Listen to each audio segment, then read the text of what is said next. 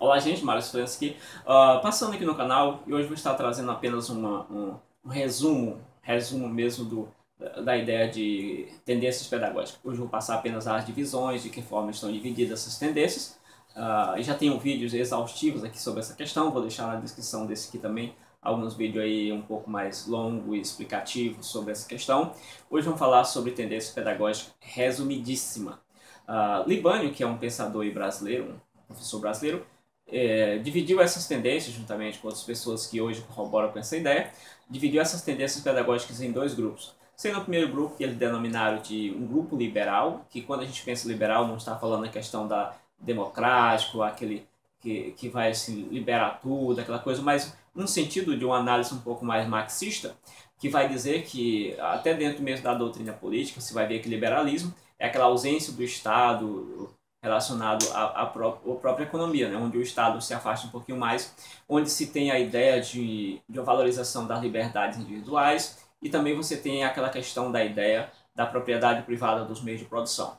E assim você tem a ideia liberal. Ou seja, em suma, essa tendência ela é aquela tendência que está dentro de um bojo do capitalismo. A gente pode colocar aí dentro desse elemento liberal, essa tendência liberal aí, essa visão liberal, a ideia do capitalismo, como também a ideia de um sociólogo chamado Émile Durkheim, que é aquele que propôs a teoria do funcionalismo, onde a sociedade, cada instituição da sociedade, funciona como um órgão do corpo humano e funciona bem para que a sociedade assim fique tranquila de si. Ou seja, a função dessa tendência pedagógica é manter o status quo, ou seja, manter a sociedade como ela está.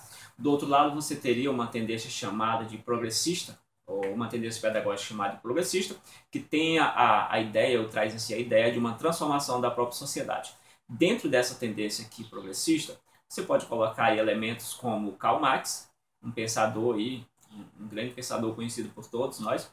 O grande Karl Marx vai estar desse lado aqui, e você pode colocar também, logicamente, a ideia socialista. Assim você teria uma ideia capitalista, liberal, você teria uma ideia socialista, um pouco mais progressista. Essa questão de que existem classes que estão oprimindo outras classes, e assim, dentro da própria educação, existem elementos condicionantes sociais, políticos, sociais, que determinam que tipo de sujeito deve sair da escola. Esse aqui é um sujeito que deve procurar o seu emprego na sociedade, o seu local, e assim achar o seu local na escola, na sociedade. E assim ele precisa aprender valores, ele precisa aprender todas essas questões para se dar bem na sociedade, viver em sociedade. Desse lado você tem um elemento que sai desse nível, é um elemento um pouco mais revolucionário, que entende que existem classes opressoras, classes oprimidas e que se deve tomar o poder.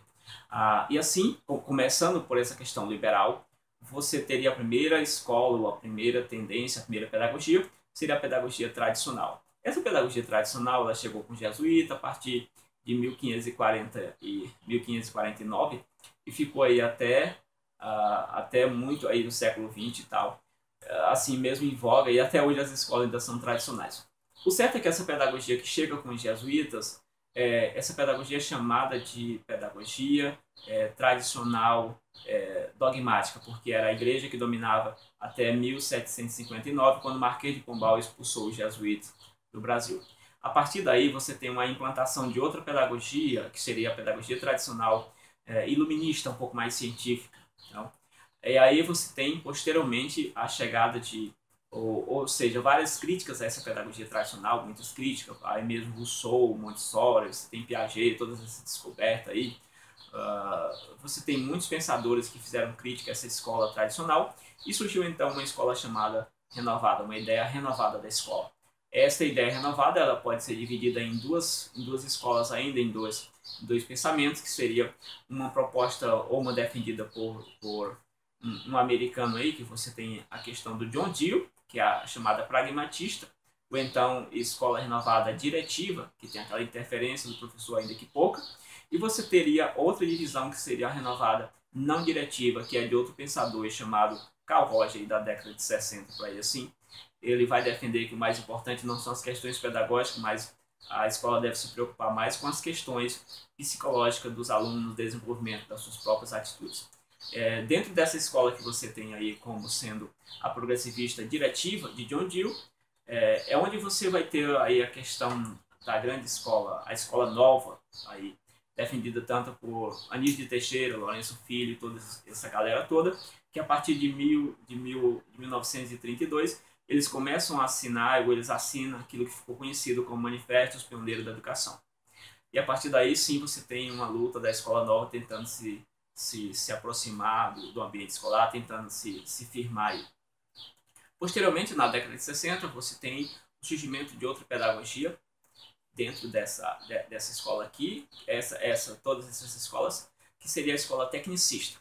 A escola tecnicista é aquela escola que versa, ou aquela ideia que versa, que tem uma relação muito próxima com a questão da indústria, das empresas.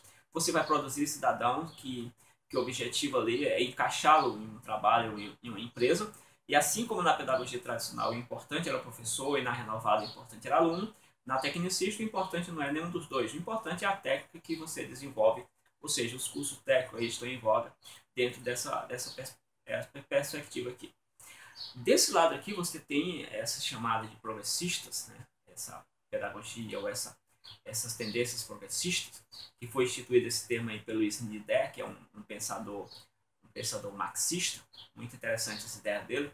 Ele vai propor essa questão da transformação da sociedade, esse termo vem na ideia da transformação da sociedade. Então, fazendo uma leitura de Marx e de outras pessoas aí, esses autores vão criar várias outras tendências.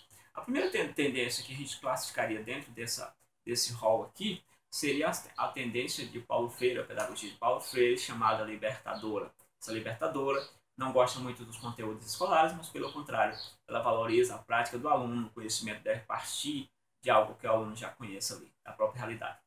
Posteriormente, você teria outra tendência dentro dessa chamada de progressista. Você teria uma tendência chamada de libertária, que aí teria Freire, que é pensador aí que vai versar sobre isso, que é contra essa questão do direcionamento, valoriza muito a questão da autogestão pedagógica, toda essa parte aí. E os conteúdos são colocados, mas eles não são exigidos. É uma frase que aparece muito em concurso, dentro dessa questão da libertária. E aí você tem Miguel Arroyo, que também é um expoente dentro dessa concepção. Posteriormente, você teria o surgimento da terceira corrente, do terceiro pensamento, que seria a crítica social dos conteúdos. Enquanto Paulo Freire diz assim, olha, essas tendências, esses conteúdos estão cheios de ideologia dominante, da classe dominante, tal e tal. A crítica social dos conteúdos diz, olha, se essa classe que está a nos dominar, está usando esses instrumentos para nos dominar, o que a gente tem que fazer? A gente tem que pegar esses conteúdos e se apropriar dele como uma ferramenta de dominação, ou seja, usa esse conteúdo escolar, esse conteúdo aí, para que o aluno consiga fazer uma leitura da sua própria realidade e a partir dali transformá-la, ok? Assim, basicamente, é o esqueleto geral das tendências pedagógicas. Se você gostou, deixa um joinha no vídeo, isso ajuda demais. Também compartilhe com seus amigos, se não é inscrito, se inscreva, deixe um comentário, ative esse sininho aí, porque realmente o YouTube não está conseguindo entregar nossos vídeos, beleza? Até a próxima aí, valeu!